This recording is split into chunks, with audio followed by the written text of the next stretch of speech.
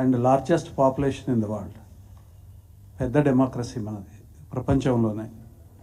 142 కోట్ల జనాభా ఉన్న దేశం. ఈరోజు ప్రపంచంలోనే 4వ ఎకానమీగా, పెద్ద ఎకానమీగా, అంటే 1, 2, 3, 4వ ఎకానమీగా మనం ఇవాళ ఉన్న తరుణంలో దురదృష్టవశాత్తు జ్యుడిషియల్ రిఫార్మ్స్ తర్వాత జ్యుడిషియల్ ఎంగేజ్మెంట్ ఎంతైతే ఉండాలో అంత మనం లేము. దానికి సంబంధించిన స్టాటిస్టిక్స్ కూడా మన దగ్గర ఉన్నాయి. ప్రపంచంలో 142 కంట్రీస్లో మనం 111వ కంట్రీగా సివిల్ కేసెస్ డిస్పోజ్ చేసే దాంట్లో, 142 కంట్రీలలో 93వ దేశంగా క్రిమినల్ కేసెస్ని డిస్పోజ్ చేసేది. అంటే మిగతా దేశాలకి ఈ రకమైన ర్యాంకులు చాలా పెద్ద గొప్ప హామ్ చేయవు, కానీ ఇంత జనాభా ఉన్న దేశంలో ఈ రకమైన పెండెన్సీ సివిల్ కేసులలో కానివ్వండి, క్రిమినల్ కేసులలో కానివ్వండి.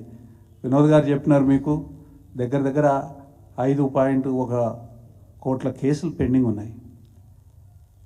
ఈ దేశంలోకి పెట్టుబడులు రావాలంటే ఇక్కడ లిటిగేషన్ అనేది తొందరగా పరిష్కరింపబడుతుంది.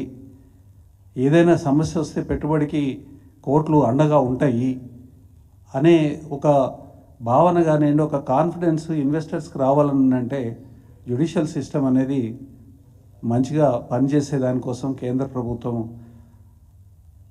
నిర్ణయాలు తీసుకోవాలి. లా కమిషన్స్ ఎంతో శ్రమించి ఎన్నో కారణాలను చూపించి డీసెంట్రలైజ్ చేయాలి సుప్రీంకోర్టుని అని చెప్తే పట్టించుకోలేదు.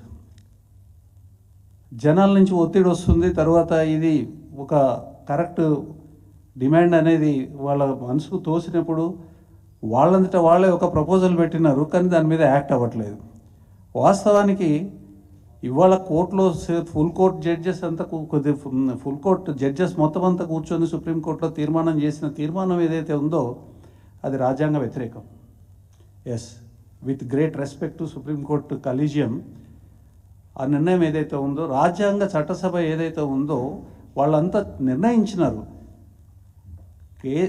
అంటే సుప్రీంకోర్టుని వికేంద్రీకరణ చేసేదానికోసం ఒక ఫెసిలిటీ ఇచ్చినారు 130లో. ఆర్టికల్ 130లో వాళ్ళ నిర్ణయాన్ని ప్రకటించినారు, కానీ అది చేసేటప్పుడు చీఫ్ జస్టిస్ని కన్సల్ట్ చేయమని చెప్పినారు. ఇప్పుడు ఎందుకు అడిగిపోయిందంటే అసలు ఆ రకంగా విభజించడము, 4 బెంచెస్ పెట్టడము, సుప్రీంకోర్టు బెంచెస్ పెట్టడము, ఆ వికేంద్రీకరణ అనేది దేశం విచ్ఛిన్నానికి దారితీస్తుంది అనే పద్ధతులు మాట్లాడుతూ ఉంటే చాలా ఆశ్చర్యకరంగా ఉన్నది. దీనివల్ల ఎవరికి ఉపయోగం ఉండదు.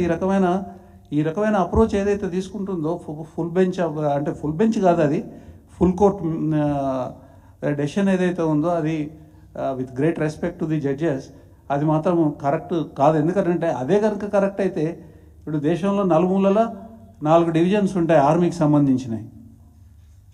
అట్లయితే విచ్ఛిన్నం అవుతుందా? 30 రాష్ట్రాలు ఉన్నాయి దగ్గర. విచ్ఛిన్నం అవుతుందా? పరిపాలనా సౌలభ్యం కోసం చేసుకోవాల్సిన అవసరం ఉన్నది. తర్వాత క్విక్ డిస్పోజల్ కనుక లేకపోతే ఏమవుతుందంటే జీడిపి ఇంపాక్ట్ అవుతా ఉంది. 1.5% to 2% of GDP is getting impacted. దాని జీడిపి తగ్గుతున్నది దీనివల్ల, ఈ లిటిగేషన్స్ మూలంగా. అంటే ఎంత నష్టం జరుగుతుందో చూడండి. కొన్ని లక్షల కోట్ల రూపాయల నష్టం జరుగుతూ ఉన్నది. వీటన్నిటినీ మనము మనం ఈ ఆలోచించే విధానం ఏదైతే ఉన్నదో దేశం యొక్క క్షేమాన్ని, తర్వాత దేశం యొక్క అభివృద్ధిని, ప్రజల యొక్క ఇంట్రెస్ట్ని దృష్టిలో పెట్టుకొని చూడాలి తప్ప ఉంటుంది. కొంతమందికి లాయర్లకి ఇది దేశం 4 మూలలకు పోవాల్సిన అవసరం ఏర్పడుతుందేమో, మనకి ఇక్కడ వచ్చే కేసులు తగ్గుతాయేమోనని, అది చాలా నారో కైండ్ ఆఫ్ థింకింగ్. దాని మీద దృష్టి పెట్టుకుంటే మనం నష్టపోతాం. తర్వాత ఇంకొక విషయం ఏంటంటే బడ్జెట్లో 0.1% కన్నా తక్కువ పెడితే జ్యుడిషియరీకి అది థర్డ్ పిల్లర్. అది థర్డ్ పిల్లర్కి ఇచ్చే అలాట్మెంట్ అట్లా ఉంటే, ఫినాన్షియల్ అలాట్మెంట్ అట్లా ఉంటే టెక్నాలజీని ఇంట్రడ్యూస్ చేయలేము. తర్వాత స్పీడీ జస్టిస్ని ప్రజలకు ఇవ్వలేము. కాబట్టి ఇది ప్రజల యొక్క క్షేమాన్ని దృష్టిలో ఉంచుకొని తర్వాత మీరు ఇక్కడ బీఆర్ఎస్ పాలనలో గత 10 సంవత్సరాలలో ప్రతి 33 జిల్లాలు చేసి 33 జిల్లాలకి 33 జిల్లా కోర్టులను ఇవ్వడం జరిగింది. తర్వాత ప్రతి మఫ్సల్ కోర్టు కాడ నుంచి హైకోర్టు వరకు బిల్డింగ్ ఇన్ఫ్రాస్ట్రక్చర్ని బ్రహ్మాండంగా ఇంట్రడ్యూస్ చేయడం జరిగింది. ఫెసిలిటీస్ పెంచడం జరిగింది. తర్వాత అన్నిటికన్నా ముఖ్యంగా ఏంటంటే కంప్యూటరైజ్ చేయడం జరిగింది. అనేక రాష్ట్రాలలో లేదు ఇది, చాలా రాష్ట్రాలలో లేదు. కాబట్టి మా విజ్ఞప్తి ఏంటంటే బీఆర్ఎస్ లీగల్ సెల్ విజ్ఞప్తి ఏంటంటే వినోద్ గారు చెప్పినట్టుగా జడ్జెస్ సంఖ్య పెంచాలా. ఇవన్నీ ఇప్పుడు ఈ రకమైన సమస్యలు ఉన్నప్పుడు ఏమవుతుంది అంటే ఒత్తిడికి గురవుతాం. సుప్రీంకోర్టు జడ్జీలు ఒత్తిడికి గురైతే జడ్జిమెంట్ల యొక్క క్వాలిటీ దెబ్బతింటుంది. అది అందరికి తెలిసిన సత్యమే. తర్వాత చేయాల్సిన పని గవర్నమెంట్ చేయకపోతే, సెంట్రల్ గవర్నమెంట్ చేయకపోతే వచ్చే జరిగే నష్టం ఏంది? ఎవరు ఒకళ్ళ మీద ఒకళ్ళు ఫ్రస్ట్రేట్ అవడం ఏంది?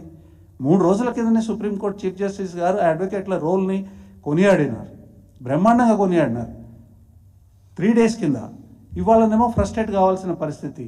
ఈ ఫ్రస్ట్రేషన్ కారణం ఏంటంటే సరి అయిన పద్ధతుల్లో కేంద్ర ప్రభుత్వం దీని మీద నిర్ణయం తీసుకోకపోవడం వల్లనే ఇది జరుగుతూ ఉంది. కేంద్ర ప్రభుత్వం ధైర్యంగా మంచి నిర్ణయం తీసుకోవాలి. దీంట్లో రాజకీయాలు లేవు, ప్రజల క్షేమము. ఇవాళ 40 లక్షల కోట్ల రూపాయల బడ్జెట్ వచ్చిందనంటే దేశం